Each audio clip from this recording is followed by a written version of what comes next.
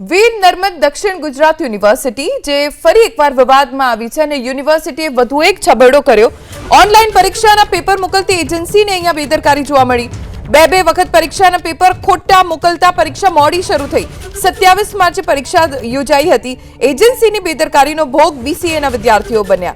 27 માર્ચે સેમેસ્ટર 2 ની પ્રોગ્રામિંગ સ્કિલ્સની પરીક્ષા યોજાઈ હતી। ऑनलाइन पेपर मोकलती एजेंसीए બે વખત ખોટા પેપર મોકલ્યા। 2:30 વાગે શરૂ થનારી પરીક્ષા 3:30 વાગે શરૂ થઈ।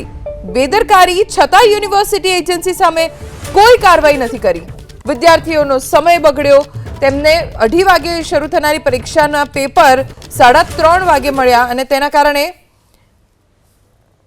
પરેશાની પરીક્ષાર્થીઓને થઈ। ઓનલાइन पेपर મોકલતી એજન્સીએ એકવાર નહીં બે વખત પેપર ખોટા મોકલ્યા અને છતાં યુનિવર્સિટીએ આ એજન્સીની સામે કોઈ જ કાર્યવાહી નથી કરી।